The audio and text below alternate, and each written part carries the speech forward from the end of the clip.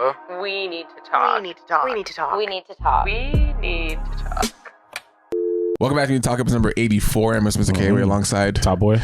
And we got Say midnight midnight in the building. Salute. What's up, A lot people? of darkness in the building. Militant. Darkness is. We're all wearing black. I feel it. I like it. Black. You feel me? Speaking of black, us being the blackest of the black. Yes. Yeah, man. I know. And the thing is, there's colorism out there, and you know, we have our own issues within the black community and light skin versus dark skin and mid skin and all this other bullshit. But intersectionality of skin. Yeah. But I think the colorism in itself is a reflection of how we're actually treated. I think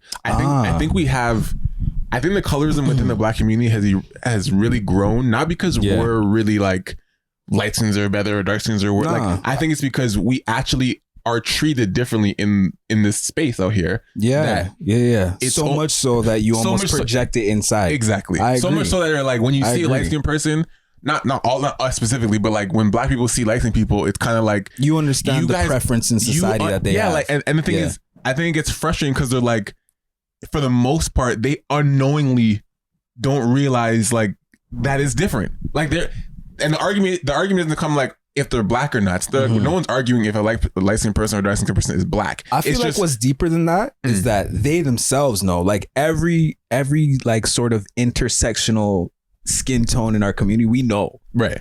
Yeah. But what the damage is that the outside, like, you know, the outside people who are perpetuating certain hierarchies within us, they don't necessarily see that.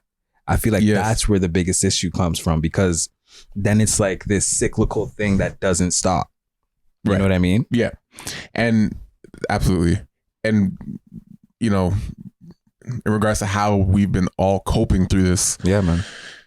This new old time we're in, where people, I guess, decide to wake up and realize the shit we go through every single day is real. Yeah, this isn't just this happened in 2020. Like, oh shit, like you guys are getting people do this to you guys. Like, what's interesting to me is how many clips surfaced of people like 50 years ago. Yeah, like what's recent, 40 years ago, even like. Considered modern time. We're in 2020. 40 years ago is the 80s. 1990. Fuck. No. 1980. 1980. We're just at the exactly. We're just at the apex of 2020. Yeah. 40 years ago, that like some of our parents aren't even, well, they're older than 40, but like some of our peers that we work with are coming up to that age. Right. That's incredible to think about. That like even that recent in modern times, we still haven't figured it out, or people still haven't like I think turned on. I think the craziest thing to come from this year in regards to the whole race relations thing is actually receiving text messages from white people, or people that weren't black, basically saying, I didn't know. How are you? I think that makes me sick, bro. Yeah, like it's so it's very wild when you just take in what is actually happening in that statement, because at that moment you're thinking, yo, do you think I'm like a fucking zoo animal or something? Like, why are you messaging? It's the pity.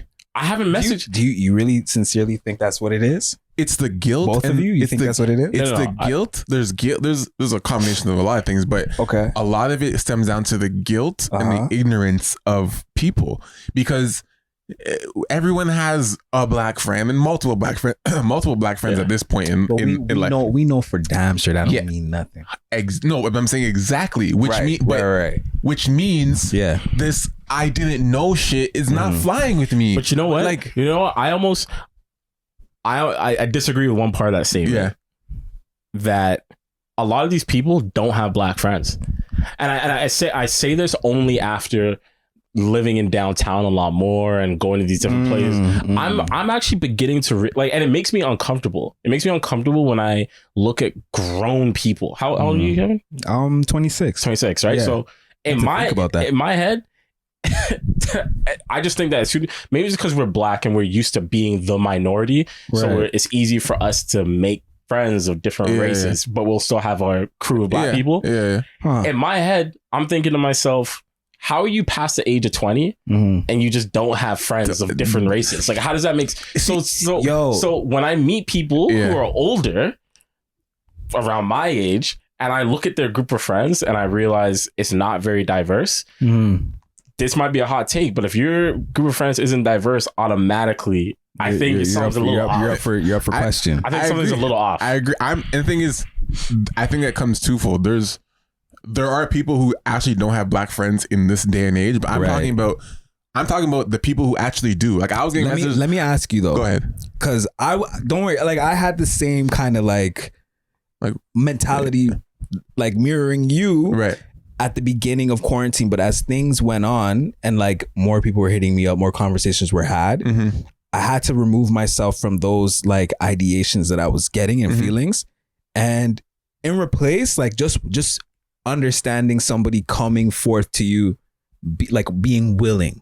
You know what I mean? Because let's face it, from slavery to now, all we've been asking for is willingness. You know, when you really boil it down, willingness to like show somebody respect. You know, the willingness to show somebody understanding, or at least giving them space. And that like seeing that for me came with like, yo, now I could like feel the sincerity of this individual touching my line.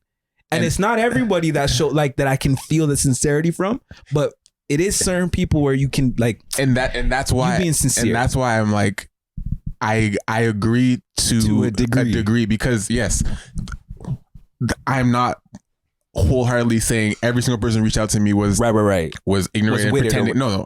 There were some people who really sat down and be like, you know what, I'm gonna be talking about this every day. I'm gonna bring it to my family. I'm gonna, like, they literally said like, I'm sorry, I've been ignorant. They've even acknowledged their own ignorance. So like, I'm sorry, I've been ignorant for this. Yeah, I've had serious conversations with different people that are not black that really took the time to be like, yo, I'm gonna research some stuff. I'm gonna look into this, and I'm like, okay, cool. This person's doing action versus doing the work versus the verbal diarrhea of people just saying stuff and just saying they're with us, saying I'm here. Yeah. If you need anything, like I'm not sick. Yo. Like I'm not I know what you mean. I'm not sick. I'm not in pain. I didn't die. But then at the same time, you know what? Like imagine if we were in their shoes. Yes. It's kind of hard for me. No. Hold on. Because the only thing I know what you're thinking. All I'm gonna say is this, right? Yeah. Because from the outside looking in, I know for a fact before this, I don't go to people talking about the plight of colorism in our community. Yeah. I don't go to them discussing certain things that are happening within the house. Yeah. Whereas they're comfortable talking about their shit outside of their house. You know what I mean? Yes. So I can see how uncomfortable some of them feel when they don't know how to approach the problem, but they want to still give you that avenue of I'm here if you want to talk about it. So I agree with what you're saying. But then the sincerity thing needs to come into action. Yes, of course. What I've come to realize, especially, post, we're still in COVID. I was going to say post-COVID. What I've come to realize is that basically a lot of white people that I've come in contact with in regards to this conversation, I think a lot of them mean well. Okay. The problem is there's a severe lack of understanding what being tone deaf is, right? Yeah. So when that person reaches out to you, and we all have an example in our head when I say this, when that person reaches out and just says, oh my God, I'm like so sorry that you're going through this, blah, blah, blah. It's like, first off, you and I actually haven't spoken. Yeah. So where's this coming from? Right? Yeah. I think a part of that person actually recognizes there's a problem. The reason they're the reason they're tone deaf is because immediately they think, I have to apologize to the first black person that I know that comes to mind, right? Yes. That's where the tone deafness comes into play. Yeah. And who do I know? Right. And let me hit them up. And we see this all the time, right? So copy and paste. The reason why I hate that so much. This is the thing. Things are changing. They were copy and pasting messages. Listen. I know things are changing, right? Sure. But in regards to being tone deaf, I think that people of color, didn't necessarily have the flexibility to actually be tone deaf for the majority of our lives. It's like you kind of had to be on point with what it is that you were saying in particular situations, whether it's the workplace, yeah. school. I would say so. Yeah. As a black man, I could not. There's no way I could say certain things. Nothing can be left in misinterpretation. Right? That's real. So, but with people who aren't black, you can get away with making certain mistakes verbally and come from a place where it's like, okay, well, I actually did not know. Of real ignorance, You can come from a real place of ignorance, and that's okay. That is such a bar because black people are not allowed to not know. No. Like, even though we're like everybody else, we didn't have the leniency. We did not have the leniency to not. Oh, I didn't know. It's almost. It goes back down to, you know, we've all been taught like we have to work twice as hard, right? We've all been taught that since youth, right? But it all goes down to that because it's like we don't get that same leash. One thing I've really come to understand also is that like cultural dynamics really do matter. Absolutely. In the sense that like certain people you kind of have an understanding of how they would be like as people. You know what I mean? Like you can put us in any sort of setting and we'll be okay with just being a fly in the room, absorbing information so we can, you know, some way, somehow assimilate to a degree so we're not looked at as like too far. You know what I mean? Like we're not noticed. Exactly. Exactly. So to the adage of like us not allowing ourselves to be, I think what we should be saying is that we allow ourselves not to be so ignorant that we don't know what's going on, especially in other groups and communities. I grew up around like, I had the privilege of having a rainbow of people, right? Like it's funny when, for example, I'll be talking to like a Persian person, right? And I'll be making a joke or whatever and like say something in Arabic or whatever. Like, what? You know about that? And it's like, yo, fam, number one, we're in Canada. Number two, like that means something. Number two, like look at me. Like who would it, like who, if not me, who else is going to know? Right. You know what I mean? Right. So I feel like that's like a part of our heritage as people.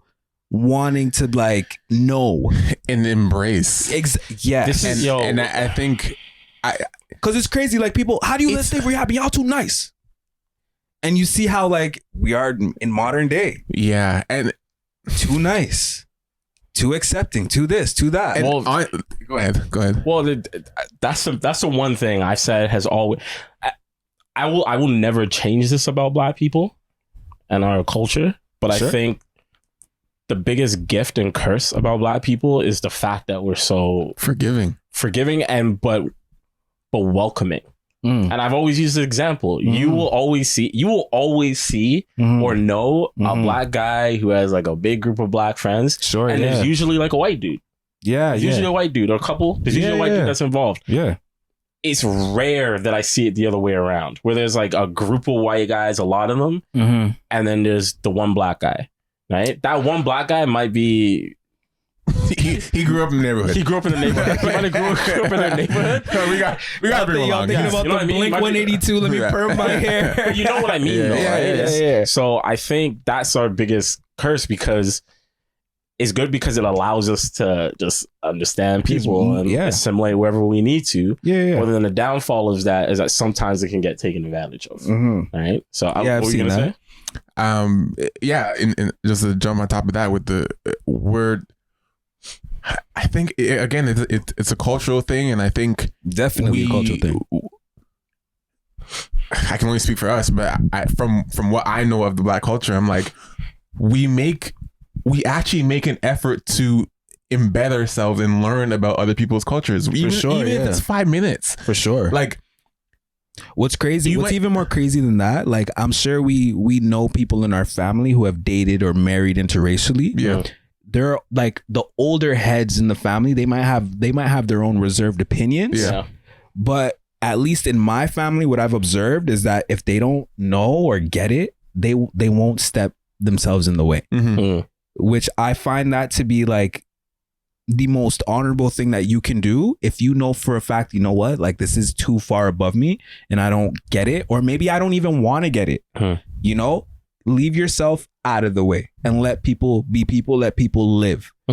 Like, that's another thing that I don't necessarily see all the time. And not to say that it's exclusive to us or whatever, or that like the opposite of that doesn't happen. Of course it happens. People are gonna be, you know, really what's the opposite of xenophobia?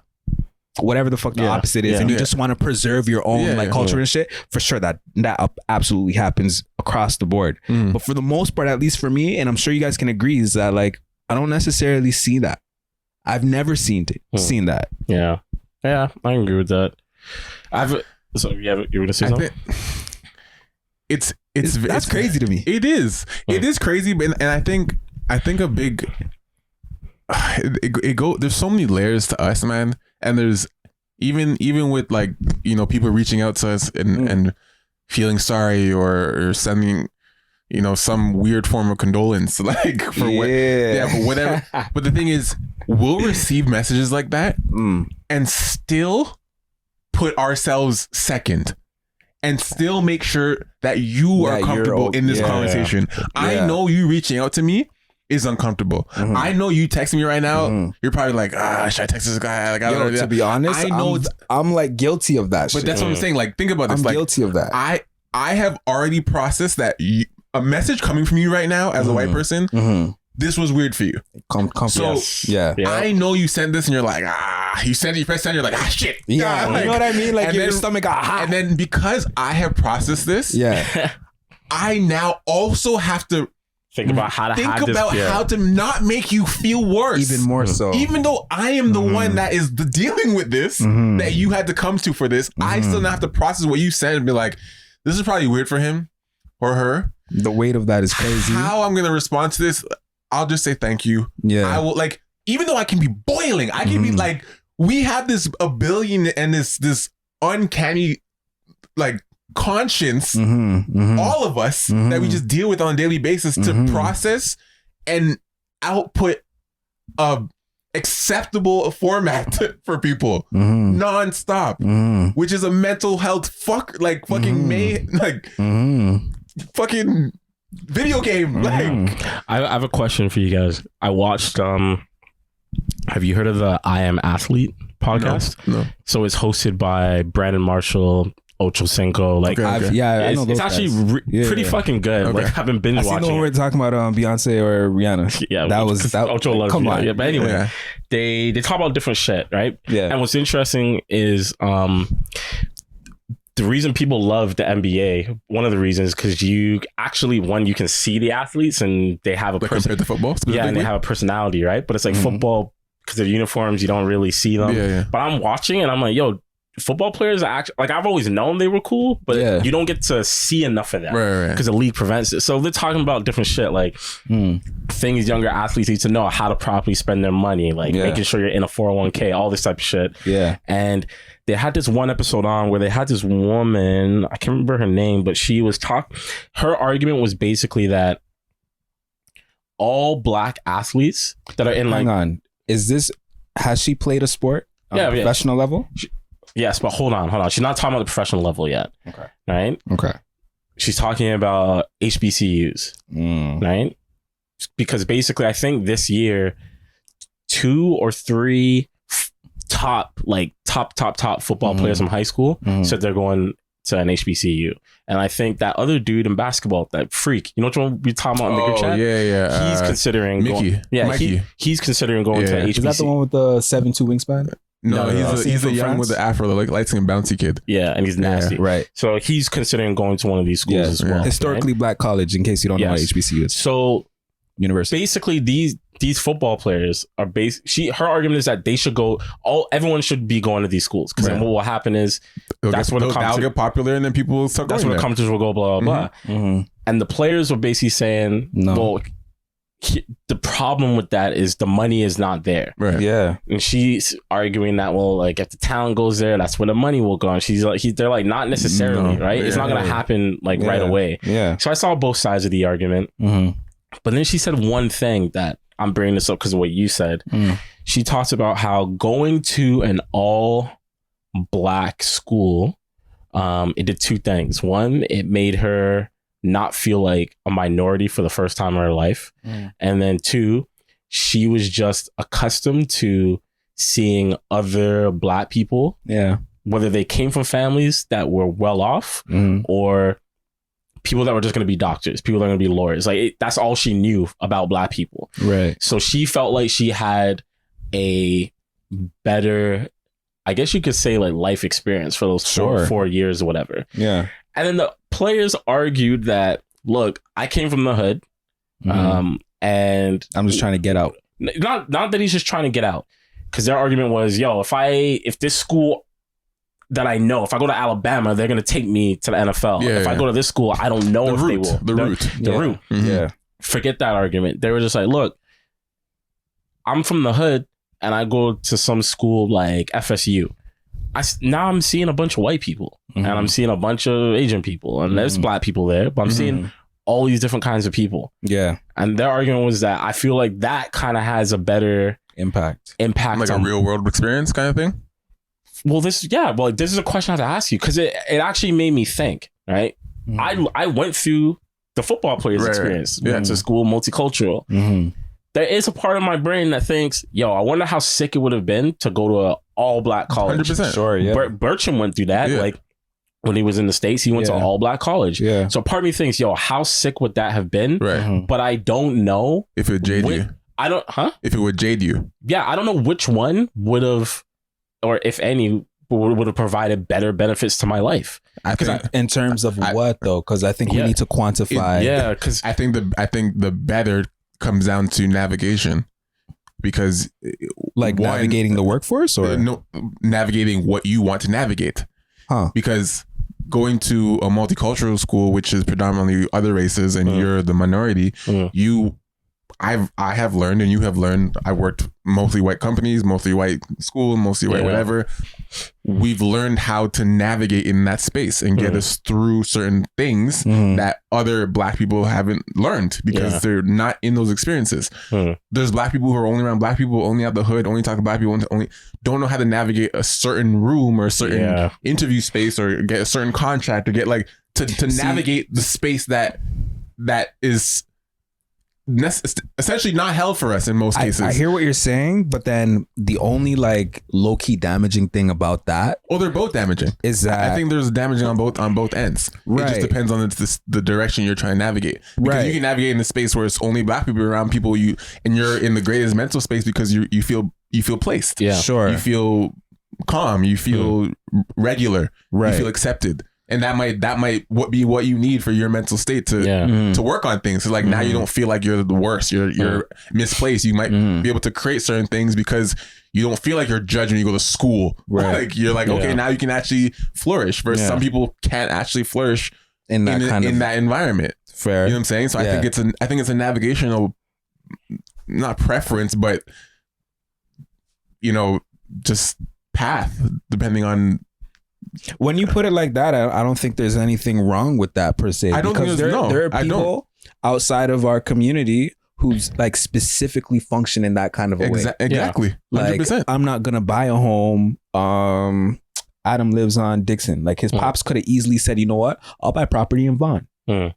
But instead he bought a crib right by Kipling and Dixon, and you already know that's the heart of the Rex. Built a home there, and they've been there his whole life. Right. Him and his brother's whole life, and for however long his pops built that home for.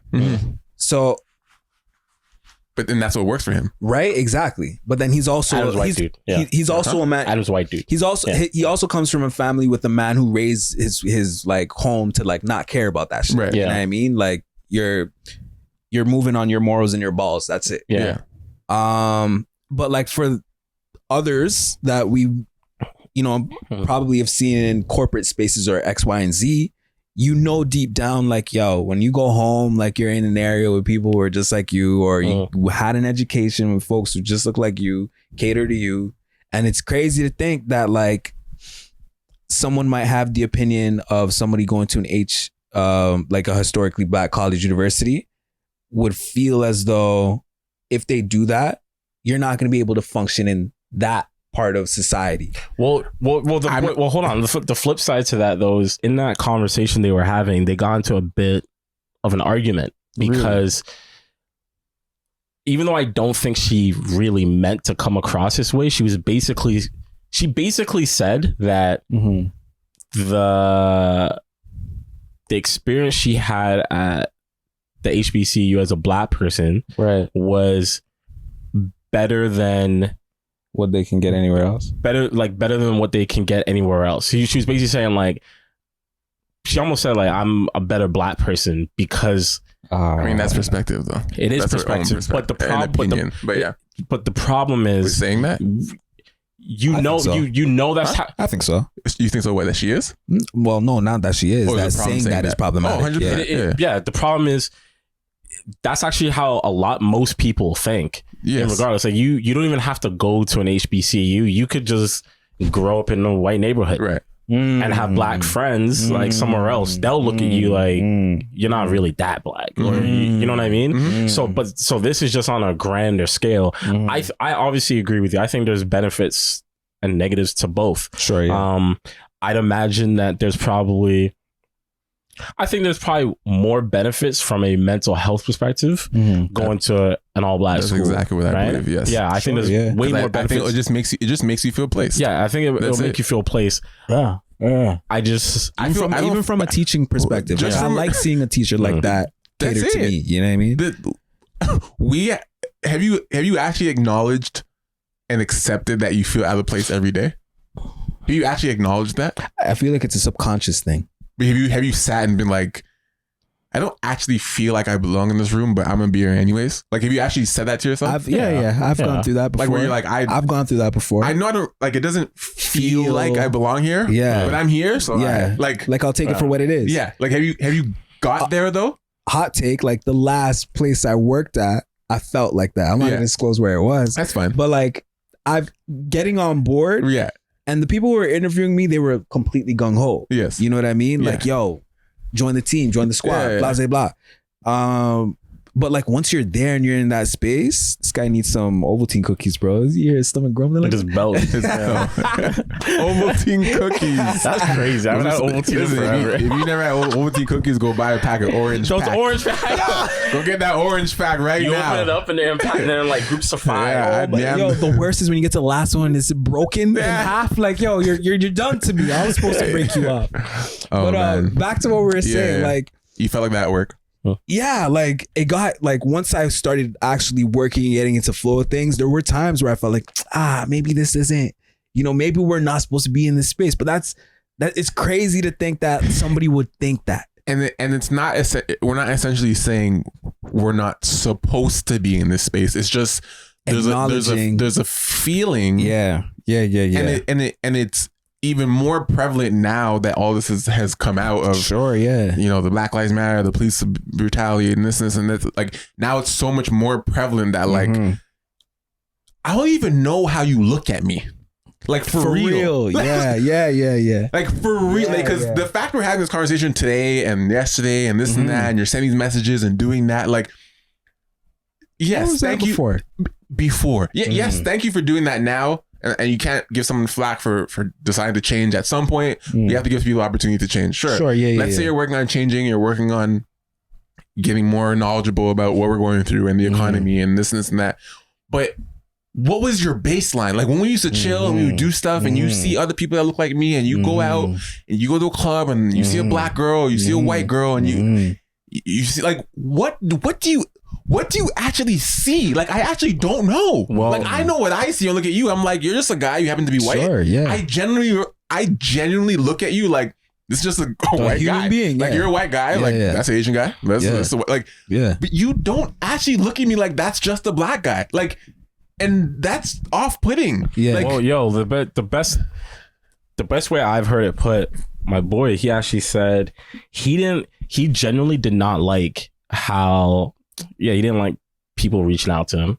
He didn't necessarily love the public conversations that were being had. Sure. Mainly because he said it felt like for the first time the world was seeing him naked. Whoa. Like as a black man, and a black person, when he said that, I was like, wow. Yeah, I can resonate. That definitely makes sense because, like you said, part of your brain starts thinking, okay, you're talking to me now about this. What the fuck were you thinking before? And even if we're not going to get to what we're thinking before, by you saying something to me, you're now acknowledging me. You're now acknowledging today this thing. You might have always thought about this, and now it's the the straw that broke the camel's back. So now you feel the urge to talk about it. Right. But this has been my life. This is how I've lived. And you know why all this is such a travesty when you because there's so many layers to this, right? But let's say that's at the top of the chain. Yeah. One level down goes back to my point about any issue that happens within our house, we don't let them know. They feel comfortable speaking on their issues in their house and they deal with it, but we usually keep our shit in our house. Yeah. The next level down after that is, okay, we're not a monolith anymore because, we know from historical fact that in ancient times we traveled the world. Cool, whatever. Now, the only thing that makes us all together indefinitely is the fact that that transatlantic slave trade happened, and it further dispersed us all over the world, right? Irregardless of your last name being Johnson, right? And my last name being Yeboah, it doesn't matter. Because of that happenstance, we're all now interconnected because of that event happening. Next level down from there is for the other, right? Do they know? And if you're an other and you understand that happened, that's the only thing that you need to be curious about Black history, to be curious about Black people, right? To be curious about the nuances of being a Black person, because again, now we're not a monolith anymore. We arguably have never been. I don't know how the world looked like in Africa in 1200 BC. I don't know what the hell we were doing. I don't know what the culture was, right? We could have been, but I'm sure we were all intersectional and divided as however. Right? So it's so, the fact that we are who we are and the fact that these things happen and that we this is the state of affairs now, it's no wonder that folks are just now doing what they're doing. Yeah. Because it would really take for someone to sit down and understand all those things leading up to approach and be like, you know what? What's going on with this experience? Yo, I mean, you brought up a ton of valid points, right? And the way I usually try to, and that's not even a pass to them. It's just this is, you need to understand all these things first before you can have another conversation. Right. And like I was saying, the way I try to explain to people is simple as this. I just say, listen, you brought up my last name, Johnson. I just say, look, I'll actually never know what my real last name is. Yo. There's no... Let that sink in for people. And I don't think people... And that's the case for a lot of Black people. But I don't think people... And it's not just English names. It's not just English names. Dude, I don't... It's not just English names. Yeah. I don't think people really, really understand that. I can talk to some of my Italian friends. I can talk to some of my Greek friends. I can talk to my Asian friends. They can go back to a certain time. They have a source. There's some source, or there's at least far enough they can go back to 2, 3, 4 generations. Yeah, I can't do that. What's fucked up is on both sides of my family, both their last names were Johnson. Because Johnson was one of the largest slave camps in the world. Really? That's crazy, isn't it? My mom's last name was Johnson. My dad's last name was Johnson. Not related, but it's just that's crazy. And you think about how many professional athletes you know with the last name Johnson. Yeah, Ben Johnson, Magic. There's plenty. Right? So there's that, and then you think about everything that we've ever been taught in school about slavery, right? Which is this much, but. The reason I said I have a hot take about this, right, is because I don't even want to come across like a hotep when I say this, but hear me out, okay? Toss a hat on them. When we talk about the transatlantic slave trade, what we've been conditioned to believe, that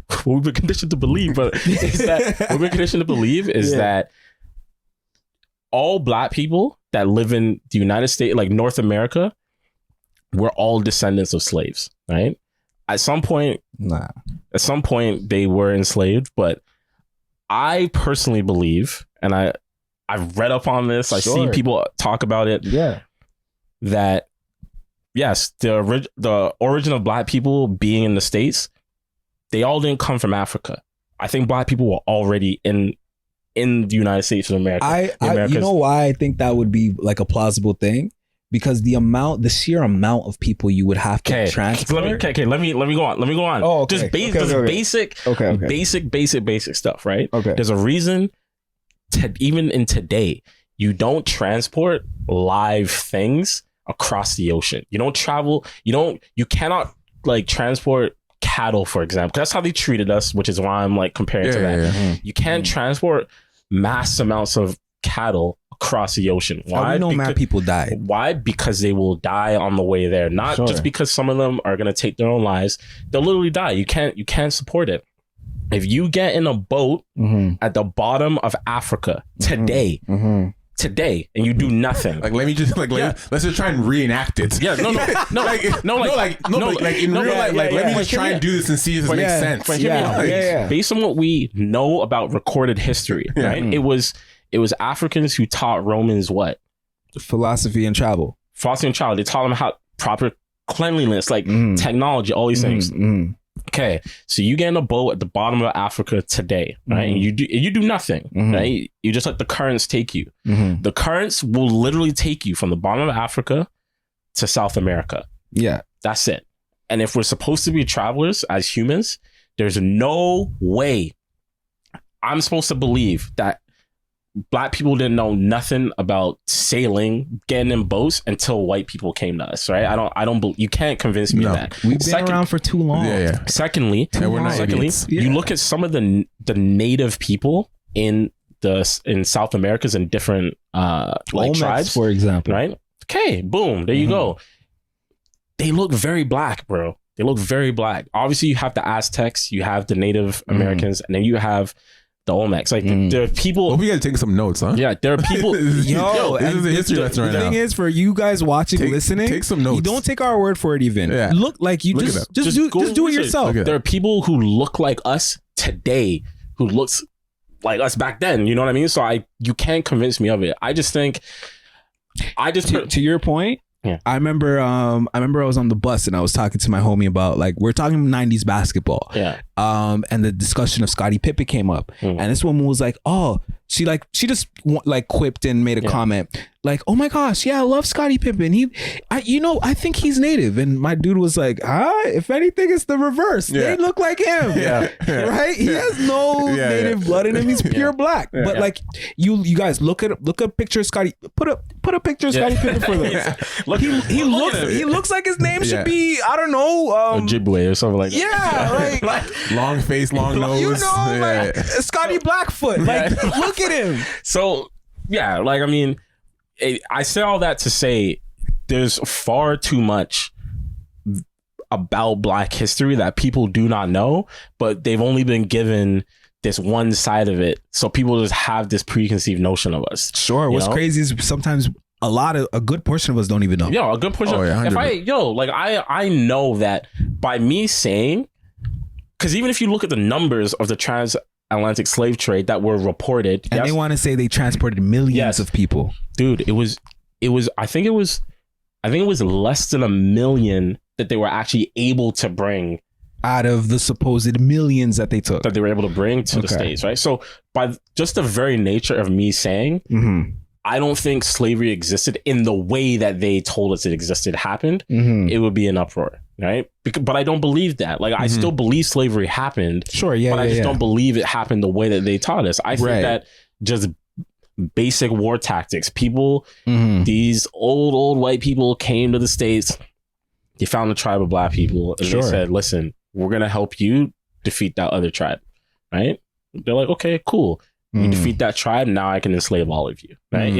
It's literally absorption, and then you keep moving on across the country. Yeah. They do that today in war. So, you know, if you don't know the history of these things and you talk to a black person about these things, you're literally changing someone's whole worldview.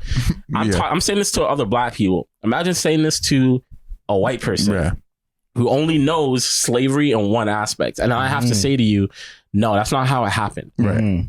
They're gonna be like, what are you talking about? Their whole worldview is literally gonna crumble because they can't believe it. They can't process that. They can't process that. It's nuts.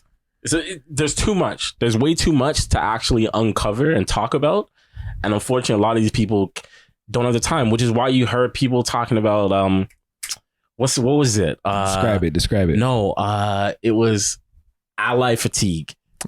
That bullshit, right? I don't know. We all know. I'm not gonna go into why that's bullshit. But the reason. Do you guys know what ally fatigue is? They can deduce by that. It's not even the real term. Yeah, it's not a real term. Reverse racism. But you heard people bring it up throughout this whole thing, and the reason why that is even a thing is because it's not because they're actually tired of supporting people. No, it's because they're tired of understanding that they suck. They don't want to hear it anymore. They don't want to hear it because they realize, like, okay, this is actually really shitty. It's stressing them out. It's stressing me out. It's like, I'm sorry. Which is crazy because, like, I gotta deal with that anyway. Dude, we deal with that all day. What are you talking about? I gotta do that. I gotta do that anyway. Oh, you're tired. Regardless, I gotta deal with that anyway. Let's get into the question. Hope you guys took some notes, guys. Take some notes. Okay. If you need to pause the episode and rewind it, take some notes. For real. Go do your research, people. Go do your research. It doesn't take that long. I'm going to put a quiz up on the WNTT page for you guys. You get 80% higher. So the question we had this week was, are you doing anything close to what you expected to be doing by this age? What age was your optimistic cutoff? Right, so we got a lot of people. Your comment was wild. You said kids by 30 was a joke thing, and there are people like that. It was, man. I'm 30 right now. Yeah, and I'm currently 30. Could you imagine tomorrow, bro? Just having you find out you're having a youth. I know you would have. This is the thing. I can process it. Like, I'm not scared of a child at this age. Yeah, but you wouldn't like it. No, I wouldn't like it. It depends on the person is. It really does. No. Stop this. Stop all that. It has the nothing circumstance of having to raise a human being. It's not about the person. You're locked off. No. You're locked off to that kid is like self-sufficient. A little bit. I'm just talking about the wording. I'm not gonna say I wouldn't like it. All right, but it would damper. No, stop it. I would definitely. Listen, you got to be thorough about what you say because there's some girls who are trying to get bread off. I would definitely like my kid, but it would damper a lot of plans. Okay, hold on. What? when I said you wouldn't like it, it didn't mean the baby. The situation. Yeah. Yes, I would not be happy. That's what I'm saying. That's what I'm saying. Look, I thought you're not gonna like it. Like, if I found out I'm having my stomach would be hot, bro. Dude, I'm having a child tomorrow. I'd be terrified. You need to give me.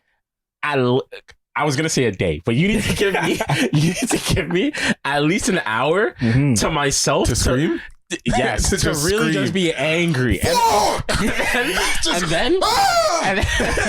then literally after that time frame, I'm just like, all right. This is what I need to do. Now we move. Right? I'm not gonna like it. No, but you need that. Bro. I know. Dragon Ball Z style. I know that by having a child, my life changes. Doesn't mean it's over. It just changes. It changes. I now have to think about the woman who's giving birth to this and the child. Yeah. I said those two gotta get taken care of. They're number one priority. Your plan's backseat immediately. So that's what I meant by not like. No, 100%. And I'm 30 right now, and like that situation, it would definitely damper a lot of things in my mind, and I think as you know the economy continues to grow and we continue to find ourselves and meet new people and this and that, like the the concept of this is when kind of fades. Sure, you know what I'm saying? Like, sure. I think it was such an optimist. Like, I wrote this question a certain way because it's so easy to be optimistic when there's no challenges. Like, at 14, I could be like, yeah, I need a kid by 30 because I literally believe that. I'm like, I want a kid by 30 because that's about twice my age when I was 14. I'm like, that's about twice my age when I'm 30. I want to grow up with my kid. I want to grow up with my kid. I want to be young enough that I can, hoop with my kid. I want to still be active. And when I'm 30, he'll be, when I'm 30, he'll be, 0. And by the time I'm 50 when to I'm 20. When I'm 40, he'll be in he'll be 10. I'm like, exactly. Good, Chris. But all that is selfish bullshit. It doesn't account. It doesn't account to anything. Or you know what? You probably even look at like how you came up. Exactly. Right. Yeah. But my without understanding, so I'm like, oh, my parents are young. Besides that, like they came up during a different time, and a different era, entirely different era, like, different time, different we're era. in right now, not even close. Studies show that like this is probably the hardest time for like young people to come up and young adults to come have up, families, to have a house, everything. Everything is different. You know, you have to make I think 140K to be considered middle class now. Combined or single? I assume single. like single. I think it's single. Single? 100 Not a combined income? No. Are you sure? Wouldn't it be I both? think it'd be like, combined. It's just the money though, right? Like it's just the money. It could be combined or it could be just to have that much funds. You have to be making that much to be considered middle class. That's wild. In the US or Canada? No, in Canada. Really? Yeah. Shit. I think specifically Toronto. That's disgusting. Right? That's a lot of fucking money. That's a lot of man. And it's like, we'll read through some of the stuff, but the question, like, I was reading some of the answers and it's like, what was the most left answer you heard? I'll remember. Let's read. Okay, let's read. Yeah, it's just interesting that like it literally made everyone just reflect. Sure, because like we're all in the time we're all like, am I even doing anything? Like, not even supposed to. Just like what I wanted to do. Sure, what I thought I wanted to do. You know what's funny? So regarding this question, growing up, I did say because of my dad, I said I want to be an entrepreneur when I grow up. It was nothing specific. Just that. So I'm kind of doing that right now because I work for myself. Yeah. But even though I don't know for sure, like that's just the problem. I don't know for sure if this is it. This is it. Yeah. What I'm supposed to be doing. But I don't think we ever. Yeah, and I think because of that, I'm just kind of like, okay, I'll see what happens next. Yeah, roll with it. But let's see some of these questions, right? Kiki answers. Answers. Kiki Jamaican Yo 101. She said, yes and no. I'm currently in school, which I expected. Okay. But I'm in school for the third time because of health and family issues. Okay. I'm in a loving, healthy relationship, which I didn't expect but hoped for. Okay. And I lived on my own, which I had hoped for. Okay. I don't have a cutoff age because if I don't accomplish certain things by that age, I'll be disappointed in myself and beat myself up. That's like a very good outlook on it. Yeah. So I take life as I accomplish what I can accomplish whenever I accomplish it. I like that. That's a good outlook. That's, you know what I mean? Very realistic. I think it's more so realistic. I think everyone should still have some deadlines, but I've just come to the realization based on how fast like this life is moving that this year went by like that's what I'm saying, bro. If I said at the beginning of obviously COVID affects things, but if I said in January, I want to learn this by thing. You blink, it's fucking October. Yeah, man. You're like, and that's the problem with, I think, trying to learn certain things. And I think you're noticing it now because you started posting more your motion graphic stuff, right? When you start something and you say, I want to do this by this time, the problem is as you get older, you have obligations. There are other things that come up. And to start anything new, you literally have to dedicate. You like it's non-negotiable. You have to dedicate a lot of time to it. It's all about your 10,000 hours. You have to do it. You have to block time. Because if you don't, you have to block. If you don't, that'll go out the window. Like you just don't have time for it, bro. Not even just what you're just talking about. I started animation in March. I did it nonstop for 2 months until March, April, just under whenever May. The first lockdown, just under May. I did 2 months straight. Learned a whole bunch of stuff. I was like, this is great. It's new for me. Cool. Lockdown lifted a little bit. I started working again. Yep. I got injured. Yep. Life hit. relationship, broke up with a girl during that time, like ting, ting, ting, ting, ting, ting, ting, ting, ting, right? Zip, zip, zip. We're in October, right? Bro. And I didn't use the program since. I opened the program last week now, or just over 2 weeks now. Probably sat there like, fuck. I forgot everything. I looked at the blank screen and I'm like, I don't know what I'm doing. Gone. Yeah. Gone? Like, life happens so fast that if knowledge isn't continually practiced, it no longer is required. Yeah. Like your brain will the brain is like, this is, you don't need this anymore. Clearly, you don't care about this shit. Like, why am I holding on to this? You have to deal with this. This is happening in your family. Someone just died. You need to focus on this. Fucking racism's abundant. We can't keep this right now. Yeah. And I lost it all. Yeah. So now I literally been blocking hours at night. And that's why I said I went to bed at 7 a.m. this morning because I'm like, I need to get my hours in somewhere. And if I have to sacrifice sleep to do it, then I'll do that. But if I don't put some type of time, I'm going to lose this. Exactly. Right. And that's what you learn as an adult. And that's something so like technical too. Yes. And for people who are like trying to reintroduce themselves in your life or just getting acclimated to like being a new person in your life. Yes. I feel like that understanding needs to be had from the jump. Otherwise, like, yo, this thing is going to fall apart because I need time for me. I think this question makes you look at things in a hindsight kind of way, right? Sure, because I think if I was to go and talk to 14-year-olds or more, right, I would literally say I don't think I could tell him this is what you shouldn't do, this is what you should do, blah blah, because just I'm a nerd. Like, just by the very nature of me telling him that, it's gonna change how things go. Right? Sure, yeah. But I would probably say, do whatever you're going to do or whatever you think you're going to do. Just understand that life will alter it in some way or another. Because that's really it. You can plan for anything you want in life. And I've met people who said, I want to do this, this, and this. Yeah. And they go do that, and that. And they said this when they were teenagers and now they're doing it. But on the flip side, I know way too many other people who said they were going to do this and life came along. I just don't think it's if I was raising a kid, they're going into the teen years. I remember just so much emphasis being put on making this decision, leaving high school, about what school you're going to go to, like all this type of stuff, because those 4 years are going to dictate the rest of your life. Honest to God, I look back and I'm like, those 4 years are great. Yeah. Really fucking great. Dictate shit. But I promise you, they're not going to dictate the rest of your life. No. I promise you that. I do believe university and college does though. No, but that's what I'm saying though. What?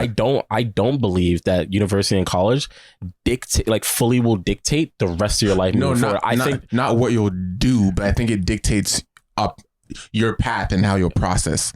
Because yes and no. Like this, but this is why I'm saying what I'm saying, right? Because I think going to college and university absolutely has a lot of benefits, right? Yeah. I think it has more benefits, to be honest, not from an educational perspective. Oh, definitely. Right? Definitely. But the problem is, for the longest time, it was you need to know what it is you're going to do in college and university, because that will dictate what you do in the rest of your life. It's your career. Yeah. That was the problem from previous generations. I feel like what the advice should have been is get to understanding yourself and your interests. Right. And take as much as possible. Yeah. Exactly. And, hone yourself towards those things so you can further kind of get acclimated to like your... Because I feel like when people say, yo, what's your path or whatever the case is, pigeonholing you. It is to a degree, but I feel like there's a deeper question that they're not even acknowledging asking you, which is like, what's your calling? You know what I mean? Like, tell me. Exactly. What is your calling? Like when people say, what's your path? They really mean, what's your calling? Like, what are the things that that you want to do? What are the things that you feel like emboldens you, passionate, like gives you passion and like what you see yourself doing for a prolonged period of time. And that makes a lot of sense, because you how I say it is like I've met people, I have friends who spent all these years in school, some of them like some really amazing software engineers. Sure. Right? Yeah. and you talk to them about what their calling is, like what their passion is, it's not what they're doing for work. It's something their else. Fucking like, it's their Twitch channel. Sure. When they're playing game in the, like, that's their calling, but they just so happen to be really good at this one thing that gives them an income. Exactly. So to your point, yeah, like I absolutely believe that the school stuff, college, university, absolutely has it definitely shapes you in a lot of ways.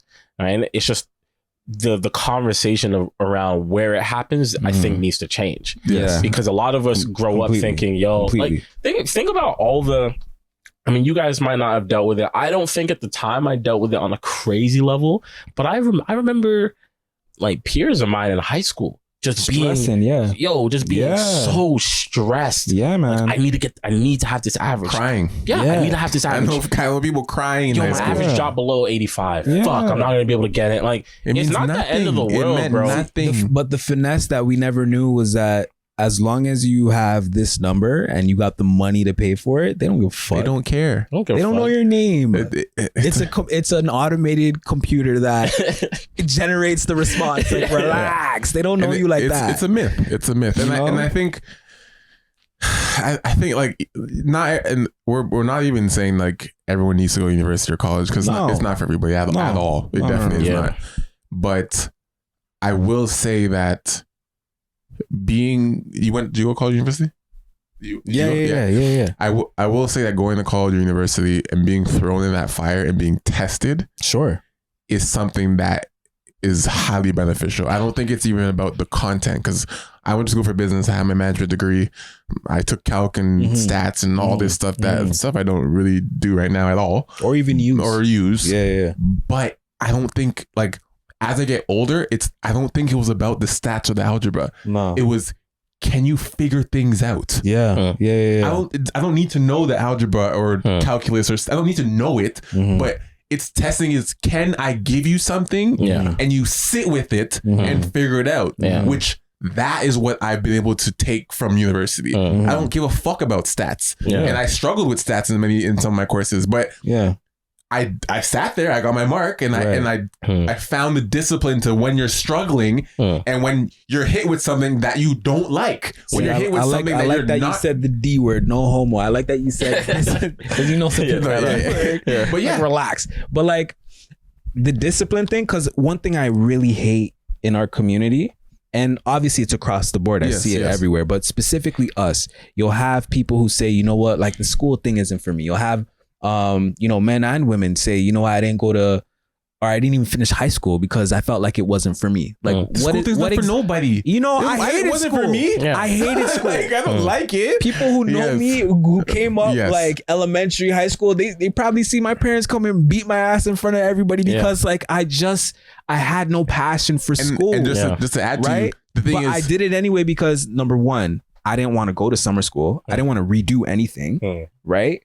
I just wanted to do it for my parents, get it out the way, and then call it done.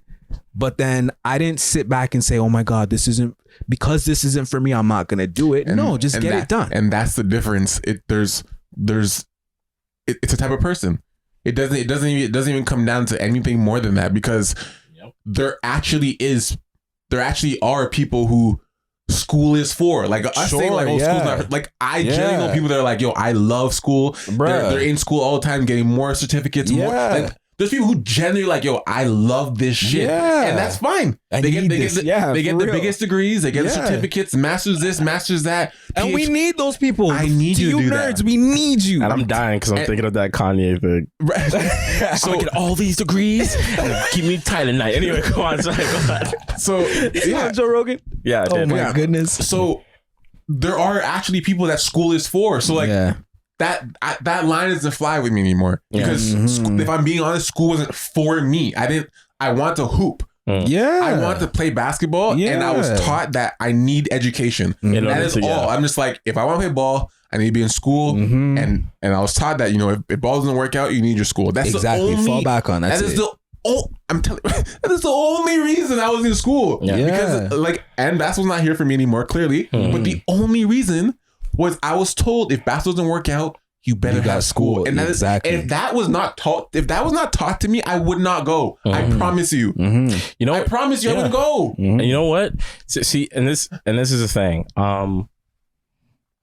Like you had a big bar earlier when we were talking about how it's not necessarily about the information you're being given unless you're going into a specialized field. Sure, it's just about, can you do this? Can you deal with all the bullshit that comes with it? Yeah, that's because I know this to be true because every major corporate job that I've ever had, they never once like check my degrees or like ask for them. I never had to like show them or even demonstrate. I never had to demonstrate. Speaking of that, sorry to cut you off. I was cheesed when I got my first job and they asked. I'm like, you better fucking use this. Yo, I was cheesed. I was like, because I'm like, I could have lied. They never did. And you know how I know this? So it's like fucking one like my first serious job.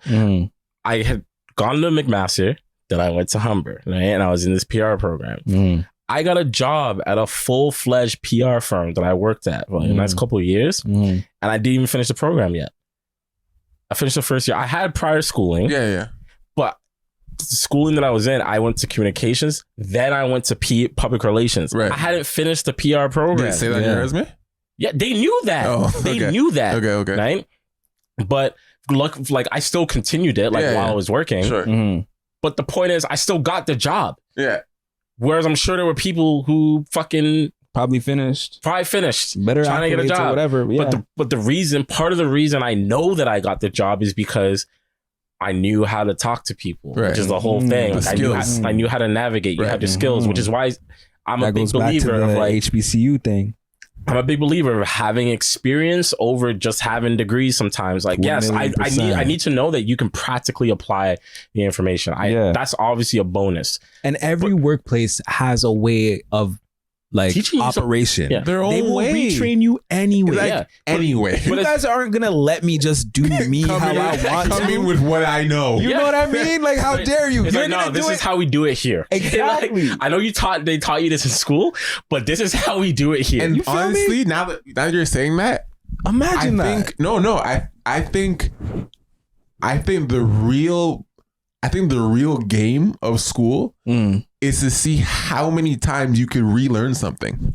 Is that? I think that's the real game. Yeah, I think they really want to push you to be like, how many times can I retrain you without you cracking? Because I'm gonna teach you this one way. That person teaches this one way. That person teaches. You're gonna leave here and get a job, and they're gonna teach you something else. Yo, you ever? Can you still what? Yeah, go ahead. Remember high school? I swear to God, bro. Remember high school? You remember? Yeah. Fucking grade 9. Yeah, taking math, right? Taking math. Yeah. Next year, you have another teacher, and they're on the board. They're on the disrespectful. board. No. Forget everything you know about that. They're on the board. They're going through their method, right? They're writing down their method. And you're sitting there like, I didn't learn this last year. And they're like, okay, this is how I do it. Yeah. This is the way. Are you on board? I mean, you have to be. Guess I'm learning a new way. Grade 11, new way learned. Grade 12, this is a fucked up thing. Grade 12, the grade 10 teacher who taught that class is now teaching the grade 12 class. But you didn't have him in grade 11. So he's like, what are you doing? I taught it to you this way. No, it's like, this is the way. That was like in grade 10 ago. For this class, this is the way. This is how you do it in my class. Dog, I had no word of a lie. Anyone who went to Gordon Graydon, I had a teacher named Mr. Blake, right? One of my favorite teachers of all time. But literally first day, he taught English. Grade 12 English. First day we walk into this class, he says, I don't teach English, I teach life. I rate that. And I was like, okay, this dude's gonna be sick. But I was like, bro, I still need to know how to write like a proper essay. How am I gonna be graded here? I still need to know this. Yeah. So I was like, what's the metric here? I think so, like obviously, look, I have friends who are that lax. Come on now. Listen, I got friends who are teachers, and this is the thing. The people who are doing this, those teachers that are doing it, they've been in the game for a long time. So you know, they're like, listen, this is how I'm doing it because I know how you guys like to act. I was like, okay. I get it. Yeah, I get it. Listen, that grade 10 though, forget everything you know from last year. Yeah. Oh, every year after then. It's literally it's a game of how many times can I retrain you before you crack. Bruh. And some people crack. Some people are like, nah, I can't do this anymore. Yeah. That means they can't be retrained. But you know what? Then that's fine. But you know what? I think the other thing to add on to what is beneficial to the schooling system, like college, university, is what you said. But I also think it's an opportunity for people to start learning how to network. Yeah, sure. You know what I mean? Because there's plenty of people that I'm not necessarily tight with today, but if I know you work in this industry and like it's like we're so cordial, I know I see you still liking my shit, blah blah blah. It's easier to strike up a conversation, right? If you were remotely a sociable person, university and college can be fucking great. Like you make it, 100%. It can be 100%. It can be great. Like you'll get notes, you'll get answers, you'll get everything you got everything you need to do. And if you pussy. And if you can just sit down, back to that. Yeah, if you can just sit. We're pulling our glasses down, by the way. If you can just sit down and apply yourself when you need to, it's university is fucking great. College is great. I had some of the best times of my life in college. Don't get me started. And also provided me some of the biggest trouble I've ever had. But at the same time, it is what it is. We're not going to get into. You know what? We're not going to get into another conversation. uni talks. I might just be getting this from real dark. Let's not do that. Let's not do the Godiva content is really high as it is. Let's look into some of these other ones. Right? Tyler, he said, I think growing up, we were all raised to think 25 was the age to get married. Kids in the house by 27. Then those years fly by and we're almost 30 and the idea of kids scare us. I think it would be a different story if I wasn't living in the GTA. Housing is all messed up, so it's tough to even get the ball rolling. I changed up my timeline to be more realistic at 26. He says, I think 25 was that number though. I'm not going to lie. I don't see, to be honest, I actually didn't really think about an age growing up. I never said like I need to have a kid by this I didn't say I need, but I was like 25 would be good. Like 30 was my like max. Like by 30, like you need push out. Like you need to push out by 30. But 25, I was like, I'm 25. I'm young and spry. Like do that, bro. I graduated when I was 22. And I'm like 3 years. I'm like, God, I just got into the workforce. I'm like, I've been saying I don't know about that for years. I have no money yet. I've been saying this for years. I used to literally, like, I think when I got into university and I hear people say, I need to get married by this time. I was like, people were doing it. I'm just like, you guys are wild. Hold on, people are doing it. And I said to myself, hold on. I mean, you want to get married by 28 and like have a family and a house. You're gonna be done school 22, 23, sometimes 24. How are you finessing that? Fast track that bank account. So for me, you know what? We're gonna segue into this other conversation. I want to talk to you about. Right? It was about, we talked about last week, the value that like men bring versus women, and all this type of stuff. So when I hear a woman say to me, I want to have, she's like, I want to be married. I want to be married by this age, blah, blah, blah. The only thing that I'm actually really listening to is, how are you going to do that? The only thing I'm really listening to is, I want to have a kid by this age. Right. Yeah. That's the only thing, because we all understand why. Got it. Cool. Everything else, I'm saying, how are you going to achieve all this? Yes. Right?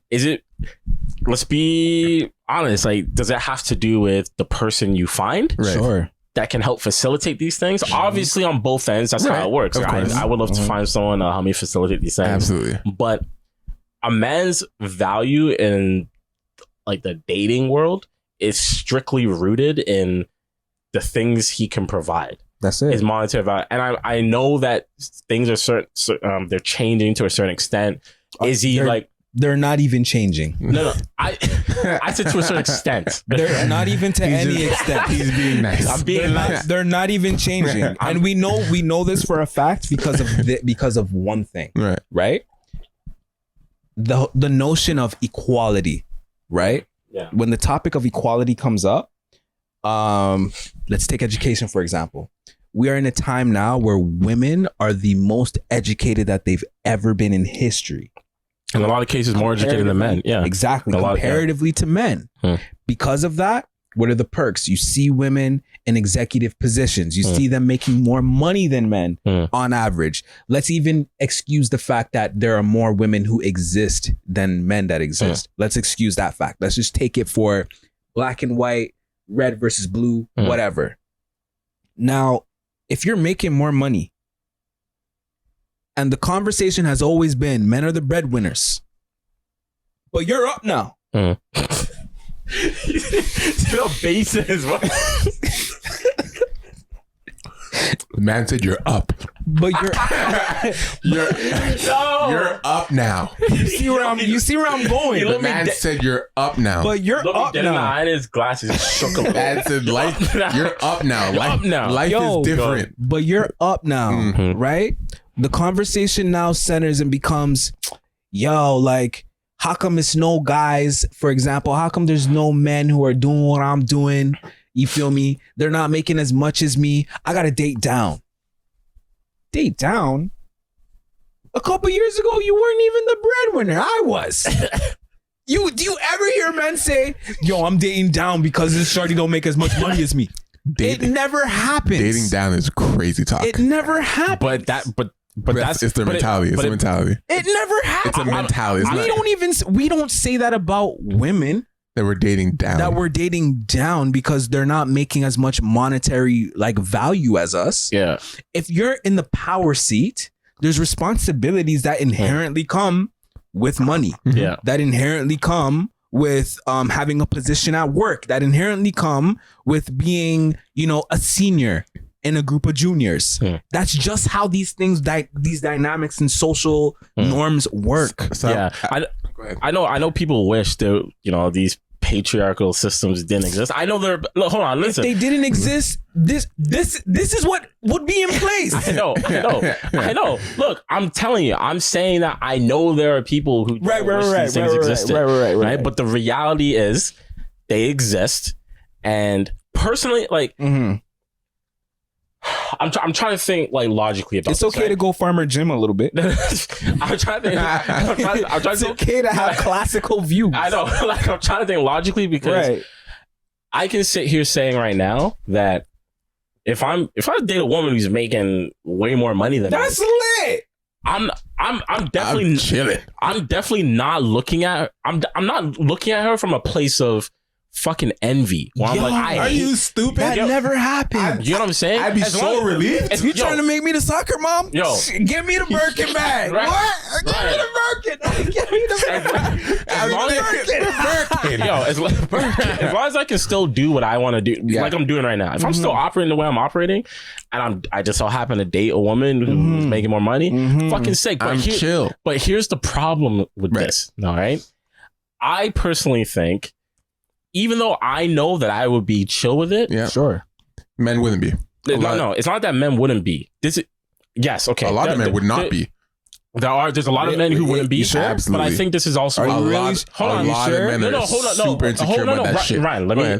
Okay, some men wouldn't be, but here's a bigger thought process that I think will go through some men's minds. I think a lot of men won't even. They may like that woman. They may love that woman. Sure. I think a lot of them won't even try to pursue that woman sometimes because in their head, they think that woman won't even fuck with me. Yep. That she won't even fuck with me because she's dating down. Yep. Facts. Yep. Right? It's like because of what we have been conditioned to believe that her mentality now is. You know what I mean? Like you got up there, now you think I'm shit. I think that's an aspect of emotional intelligence. She may fuck with me. She may may want. We already have that. But we know. But I know. I know this not because of conjecture. Like I know it's because of conversations I've heard. Sure. You know what I mean? Like conversations I've seen. So I was like, okay. I don't remember. You know what's wild? That goes back to your last episode with Shorty over here, right? When you told her, yo, do you think guys don't think about what happens after they say sorry? Like, do you sincerely sit there and think that we don't postulate? She said, I don't think you do. I'm like, what? Are you my dear? We come up with a whole flow chart of diagram where everything could happen, 100. right? And that's a part of that dynamic that you just put out. Like, honestly, we're gonna get a woman on this one, another episode, talk about this, because that's something I genuinely believe. Like, I know that I would be cool with it, not just because it means I get to chill from time to time. It's because I don't have a reason to feel a type of way about it. And it could be because as a man, I've been in positions before where I've made more money than my partner. So it's just whatever to me. Right. Mm-hmm. I don't even look at my partner. I've never looked at a partner. I've actively thought, imagine, why aren't you making more money? Hang it over their head. Like, I'm not, and it's in my personality. I'm not going to hang that shit over. But I know there are guys that do. And I think, you know what, as well, the reason that's a very, very valid statement. I will say I disagree for one part. I've never. Remember, she's up now. I've never looked at the woman and said, why aren't you making more money? Than me. That's the important thing. Okay, that's different. I thought you didn't say than me before. No, because because the premise is like she's making more money than like you in the relationship. Okay, no, yes. I thought you just meant just more money. No, if I have situated myself, not said it verbally, but I have been in situations where I'm talking to a girl and she's not making a lot of money, or she's, you know, I'm paying for a lot of different things or whatever. Yeah. And I have thought to myself, this is bad business for me. It absolutely, yeah. Do you understand? Like I'm not saying you need to make more money than me. Yes. No. But I have definitely got to a point where I'm like, this is bad business. You know why? For because you're up and you understand the responsibility that comes with somebody who has to be the quote unquote breadwinner. Yeah. And you're not even married to this person and you're giving up so much. Right. Like, I think one thing men understand better than women on average, especially because of how the hypergamy of dating works conventionally, even like as nuanced as people think that dating is now, and how equal it is they think it is now, it's really not. It's not. But what we understand is that money is a resource. 100. Money is a resource. It's not a privilege. You know, you work for this money. You have to like lose sleep over making money. You know what I mean? And on top of that, as a man, like there's even more so that you need to do to make yourself appealing aside from the money. Yeah. You know what I mean? And I have to make sure I maintain you with this money. Money's not infinite. No, definitely not. Right? Like it's really not infinite. So I have a question for you that I was actually talking about with my girlfriend. And if you we were playing Convo and Chill. I just last couple weeks ago I bought like a whole bunch of black owned business stuff. Cool, yeah. For a couple days. And Convo and Chill was one of the card games I bought. Have you played it? No. Have you heard of it? No. Look at that. But I have now. Convo and Chill. I don't work for them, but I just support black business. Yeah, free plug. Great game. There's 100 cards in there. It's very relationship heavy. Okay. You can play with people that are non-relationships, but the questions are very relationship heavy. Like, you know, if your partner did this, if your partner cheated on you, would you tell them the truth? Like stuff like that. A lot of questions. Which that was a funny question that came up, and and after I gave her my answer on that, she's like, I guess that makes sense. And I said, if I had cheated, I would not tell you because that only is to clear my guilt. That doesn't mean I care about you. Yeah, facts. Like, this is not me telling you does not help you in any way. No. And she's like, yeah, I'd rather you not tell me. I'm like, me telling you is to clear me. Yeah. Not because I care about you. Anyways, the question was, if you made more money than your partner, significant amount, paraphrase, would you still expect them to pay half for the house? I feel like this is easy. I feel like this is an easy answer. It's an easy question. I mean, go ahead. Yeah. You still would expect if you made significantly more money than your partner, would you still expect your partner to pay half for your house? Okay. We're not talking about rent. We're talking about a home. Mind you, okay? There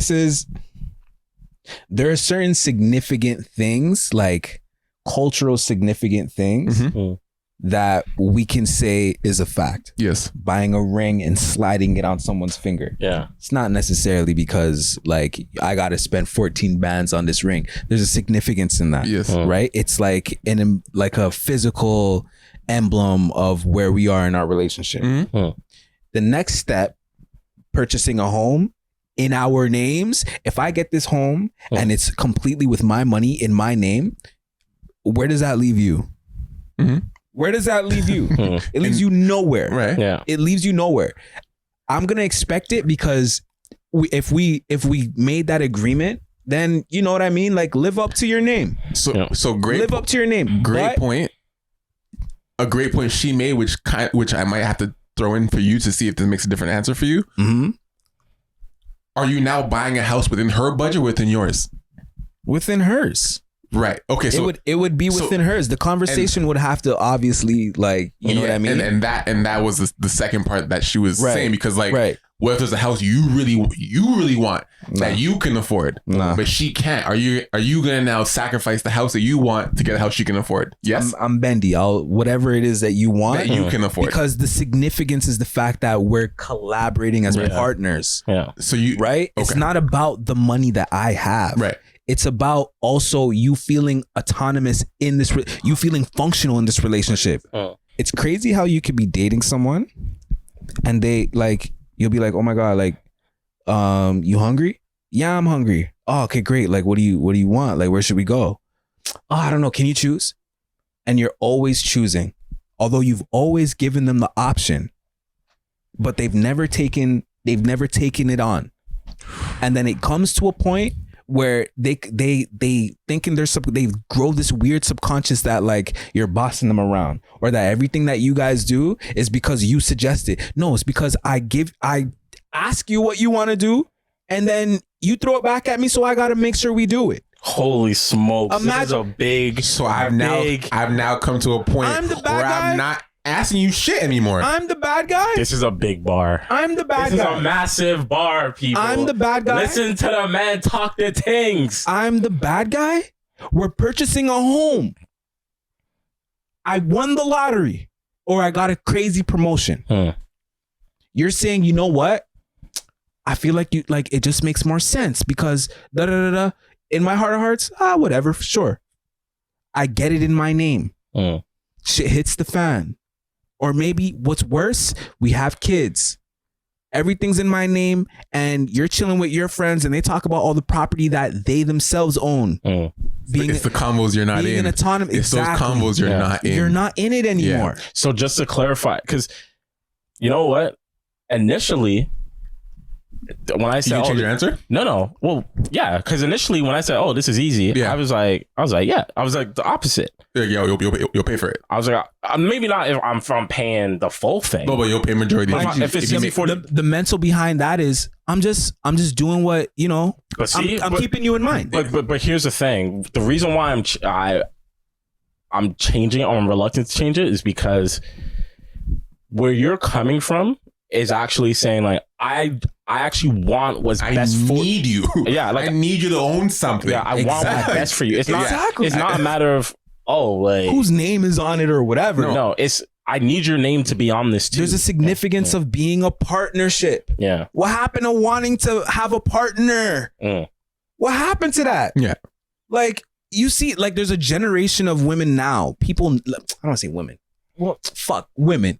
Who like just need to be served constantly to the point where their children, city girls, real ass talking about this shit. Blah, blah, blah, Yeah. 6 figures. Like, what are you telling these females? Well, yo, that whole city, we'll bring that up after, but the whole city girls thing is crazy because basically the commentary I've seen is like, if the nigga don't make this much, you need to leave him. It's like what? These are celebrities talking. Like, they're celebrities. You're not a celebrity. Like, relax. Like, they're in a different tax bracket, so it confuses people. It's like confused. It confuses regular people. You can't say those slogans as a regular person. You feel me? Like the Birkin bag thing. First off, I've worked in luxury retail. Yeah. Right? You can't just walk in. You can't just walk in anywhere and ask for something like a $20,000 bag. Yeah. You do, like, it's not just laying there. Some people think that you go to a Birkin store to get a Birkin bag. No. They don't even know it's Hermes. No knowledge. What? No knowledge. Like, what are we like? What have things come to? What have they regressed to? A facade.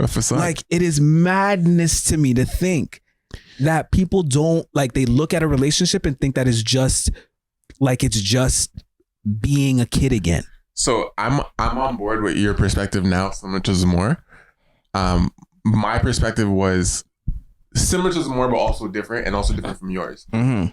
Mine was, if I make significantly, I can't, I'm struggling with this word, significantly more money than my partner. Yeah.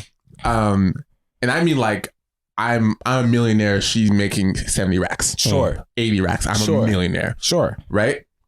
I like your point because it encourages responsibility. Absolutely. Right? I like your point that, like, if we have to buy, let's downsize. If we have to buy a $1 million house for you to work to get that money, sure, then we'll get it. And then if I want to buy on my own a second house, I'm gonna do it. Right? Yeah. But I do like your point where it's like this encourages responsibility. It's like, you need to work for this. Like, not like, if we're doing this together, I want us to do this together for real. Yeah. But hold on, like, it's not the way I took it. It's not just like you need to work for this. It's more so it's the intern. Like, there's an intrinsic value. It's literally giving her the ability to say, I own this. No, exactly. That don't mean work like prove it. I mean work like you need to feel like I did this. Exactly. Like, exactly. Work hard. If you can't afford it yet, keep working, babe. Like, exactly. And so you can feel some type of satisfaction for yourself. Doesn't mean I'm not gonna help you. No. It's just like, just you need to earn it. And the thing about pressure that you guys spoke on, I'm not gonna be over your neck like, yo, you got like 50 racks you owe me. Like, relax. Like, this is what we're working on right now. Yes. When you get your bands up, like, sure, we're supposed to be in this for life. Exactly. Yeah. I'm cool. And my point was different. My perspective before was different. In the sense where it's like, I have no problem paying more for that home. I don't.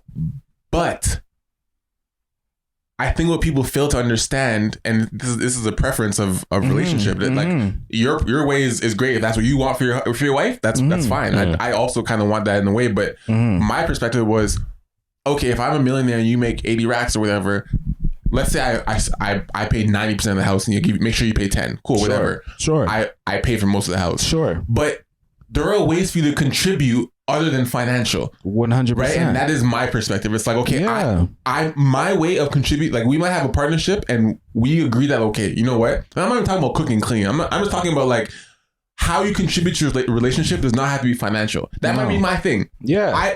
I made in the life that I'm a millionaire. So Ryan contributes in this relationship financially. He makes sure we're good. He makes sure that things are paid, this blah, blah, blah, blah. I need you to take on a partner, a role in this, on this team. Yeah. If you're not the financial person, what can you do, babe? Like, what you're not are you just organizing stuff? You're not just there.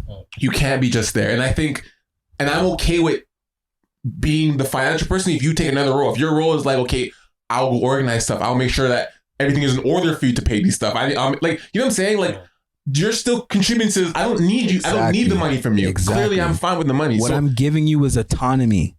Yes. Take the autonomy that I'm giving you. Exactly. Right? And I feel like on average, run with it. Yeah. Run with it. I feel like on average, you can get like 100 men. I would guarantee 75 out of the 100 would agree with our sentiments that they would want to give autonomy to someone, right? We like, in a world where patriarchy exists, why would you not want to take autonomy? Why would you not? Yeah. And this is why I sincerely believe that, like, the fact that we probably all started on different pages, but can agree on one thing, one central thing, that autonomy is the way that we would want for our partners, because it's a healthy thing to want for your partner, is why I sincerely believe that on average, guys are much more emotionally intelligent than women. Because their immediate thought is, he's not making as much as me. Like, I could close the cameras, hit up one of your girls, blindside her with the question. You'll be shocked to hear to see what they say, to hear what comes out of their mouths. It's very interesting, like taking it all in, because after everything we said, I believe that more women are less likely to take a guy that's still building. You know what I'm saying? Agree. Like, I agree. I think if you were there at the inception of the build, that's totally different. Yeah, but to find him like early, find him like that midway. But for you to already be in a position yourself as a woman where you're up, you're doing everything that you've been wanting to do, you're financially great, all that shit. Sure. And that's not even to say you guys don't exist. Yeah, like it could be they're there, but the majority of y'all girls, you're not like this. And this is what makes the whole situation tricky, right? It could be because of the patriarchal system that those women who say, I'm not gonna take a guy who's like this, they could be making that decision because they're just tired. They're that tired of the system that they don't want to feel like I now have to perpetuate it in a flip to roll. I'm just speaking from trying to understand the perspective, even though I don't agree with it. Right? Theory. So I see both sides of it, but do I think it's fair? No, I don't think it's fair because the way the system is set up, that's what you're supposed to do.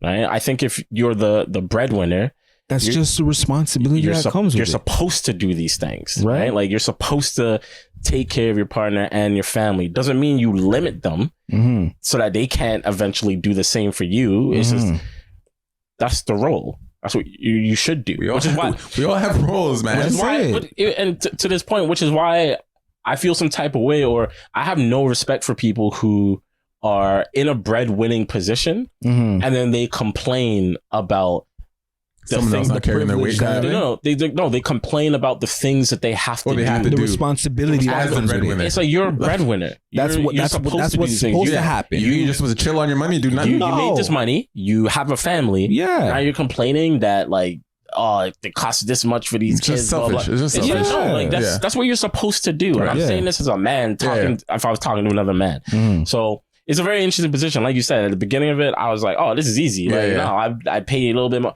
But it's like, no, when I hear the thought process, it makes a lot more sense. I absolutely agree. You know, I would want my partner to say, actually being able to look at me. Cause you know what it is? I don't ever want to be in that position. And in the back of my mind think, yo, does she resent me a little because I'm paying for all this? And listen, I don't ever want to have that thought. Exists every day. That's what I'm saying. I don't ever every day. I know I've already felt it. Yeah. I've already felt it. Yeah. Because and then they project because they project because they're insecure and they're mad. They're mad at them. They're mad at you. Look, it's not healthy. What's crazy is if the relationship dissolves, then you have an individual who's all men are trash or this and that. And it's like, come on, like relax. Yeah. Take a chill pill, proverbial chill pill. Yeah, it's relax. That's definitely the direction. That's not what's happening here. I can't live with that. Like I can't live with thinking that my partner potentially thinks I'm holding this over her head in some exactly. Even if you're not, just them thinking that is already a cancer. And that's the problem though. It's with emotional intelligence, man. It is emotional intelligence, but this is the problem with us as humans to begin with, right? Like, because even from my perspective, I have encountered people to this very day, right, who in a lot of situations I said, look, I'll do this for you. I'll do this. Like, I actually fuck with you. I love you, this person. I'll do this for you. And sometimes those people say, I can't, like, as much as I need the help or I want this, I can't do it because I just cannot have this feeling over my head that I have to like repay in some way, blah, blah. And I don't know if you've ever been in, but there's that challenge. They feel like they can't repay you kind of thing. There's that challenge in that conversation. Like, you're the one going to them saying, look, you don't want anything in return. You're saying, I'll do this. I can't let you do that. They're like, I can't let you do this. Because then there's this challenge. It's a back and forth where you're trying to convince this person. Let me. Listen, that goes back to the thing about autonomy, right? Yeah. Like on the flip side of that situation, I'm not here to like backhand you in this like mental or spiritual gymnastic that you're going through. No, like I'm here to be a resource at this time for this thing. That doesn't mean I'm taking your autonomy away. It just means that I'm going to alleviate the pressure of you doing this. Yeah. That's it. That's literally it. That's it. And I think that's supposed to be like ingrained in what a partner is supposed to be. Like, there's going to be times when you're a partner where they're not going to be up. They're not going to be up. Or you literally are going to do things to make sure that other person is good. Or to help them out in a situation. And even though I shouldn't have to say this, at a certain point in time, I'd like to think you would do that for me too. and that's the thing. I don't want to have to say that because if I say it, it makes it sound like you own me. You know what I'm saying? But that's how it works. At some point, I'm going to do this for you. No questions asked. If I'm picking you as my partner, you're picking me. I'd like to think it's because you see something in me that says, I know Zamor would do this for me at some point. Exactly. We don't have to have this conversation. Exactly. Right? And I guess it goes back to knowing your partner, knowing your partner, or like continually learning your partner. Yes. I think that's a better thing because you're never going to know someone off rip. Definitely. But you should continually learn them. You know? Agreed. And I feel like this might be a hot take, but I feel like in that process leading up to, we do much better than girls on average choosing. Like, how many times do females... I think give credit to... I think we're not given a lot of credit. We're not. I don't think we're really given a lot. We're not. Some women probably won't accept what you're saying, but I'm just saying they don't give us enough credit. Think about it like this, men and women who are listening. How many times have you like dapped your homie like, yo, you got that girl? Like, right? And you're amped. You're so amped for them. Because they understand the beauty in that individual. It might be physical, it might be otherwise, but it's the fact that you know your value so much that like it also reflects in the people that you're bringing into you. How many times do you see females having conversations trying to uplift their broken friend in need because this horrible man is doing XYZ to them, but you chose him? Huh? You do his bidding. You chose this. You do his bidding? Like what? What do you mean? You should have known this was gonna happen. And when they see the red flags, they still stay. But for us, we understand time. You made a good point, actually. Think about that. There are so many, and I know for a fact both of you have had conversations where you're like, where you're trying to like dig somebody out of this hole that they're in spiritually and emotionally because they're going through a bad situation with their guy. You give them so much advice that they never take. So much advice. 100%. And 2 weeks later, they're still in that infinite regression with this person. You do his bidding. Stop it. And you're mad? Stop it. I have seldom had that conversation with my boys. Seldom. Yeah. To see them regress and go back to do her bidding. That doesn't happen. Yeah. Why is there such a difference? I mean, there's so many layers to that too, though. In terms of, you know, why is there such a difference? Even the fact of women not feeling wanted and all, like there's so many layers of like they might feel like this is the person for them, and they may feel like they may not have this person again. They might. I know for a fact, there's so much. Y'all girls who come from complete homes, your dads don't raise you to be suckers. They don't. You're telling me you're doing every heinous sexual act for this man, all for him to treat you like garbage? You're hurting somebody right now. And you're doing the B word, his bidding? Huh? There's a girl listening right now just fucking... Good, she needs to be hurt because this is church. No, this is church. Why do girls select so poorly? Do you know how personal of a line that is to say your dad not raised you to be a sucker? Yo! He didn't raise his daughter to be a loser. If I have a daughter, she cannot lose.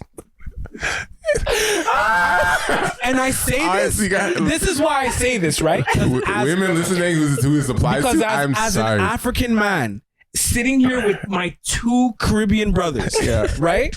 I never once had my pop sit down and tell me what a good woman is. I had my mom and I had aunties and I had my sister and I had all these different alpha females tell me what to look out for. Mm. That's where this is how I gauge my own value as a man, right? And also how I can evaluate women in the world. Mm-hmm. Women out there, it's other grown women who tell us what to look out for. This is why men shoot so high when they do.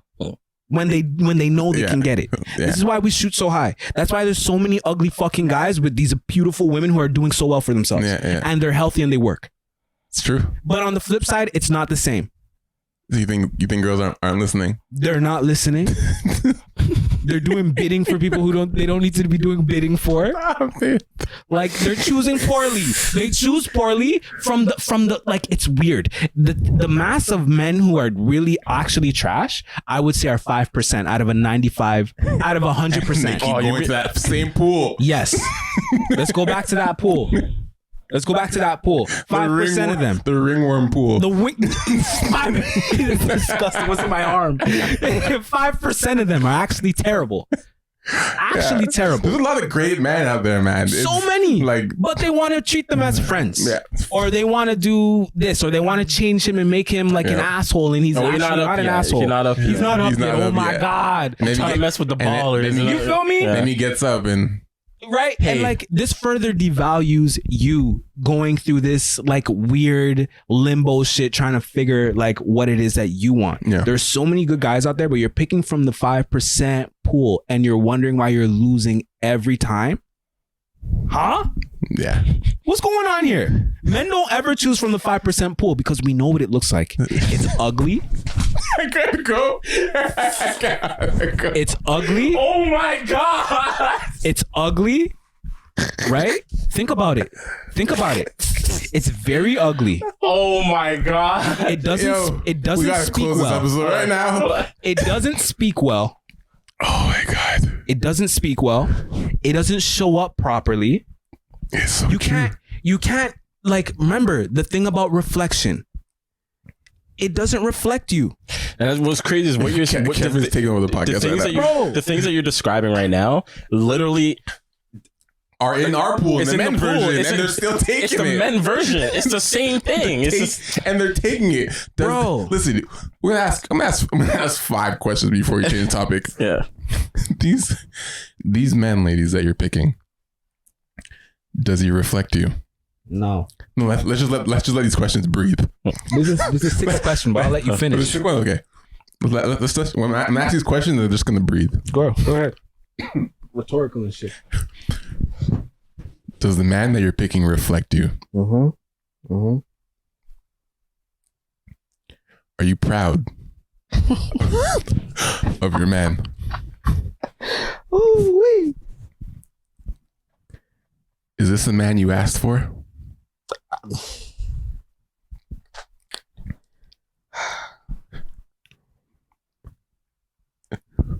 Is this a backup? Oh my goodness. Oh my God. And the last question.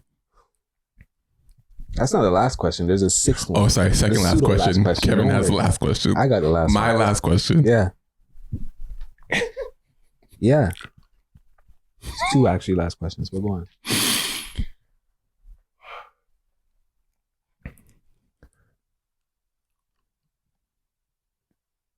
Deliver it however you want. Does he remind you of somebody else? If he does, if you answer any which one of these affirmatively, any which one is a problem. If you have more than 3 affirmatives, then it goes to my questions. There's a portal.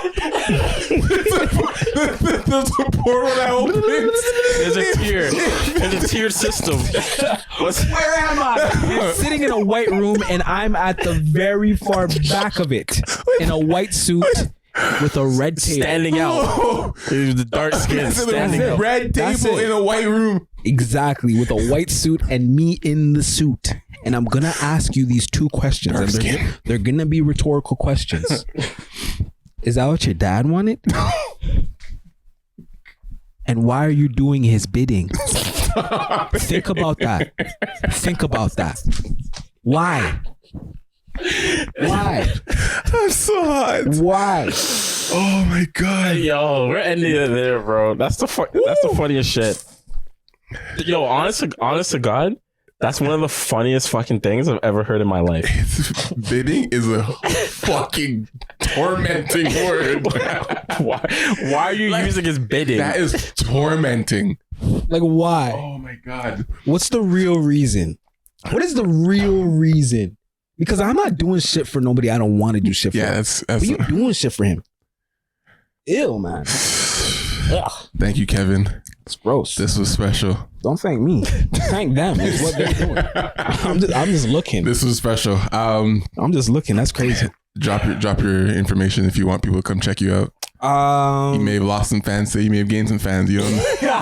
We don't know. We'll never know. We don't know yet. It is what it is. If you want to continue the conversation, you can holla at me at Saint Midnight, st.mdnght, or you can hit me up on my music and media platform called No Request Club at No Request Club. All actual words and same letters as that. There's a man listening to this right now saying, fuck that guy. Yo, that's okay. That's okay too. Fuck that guy. That's okay. Because you know what? They're learning. They're learning for once in their lives. Oh man. Be safe, guys. Until next week. Love y'all. Peace. Hello? We need to talk. We need to talk. We need to talk. We need to talk. We need to talk.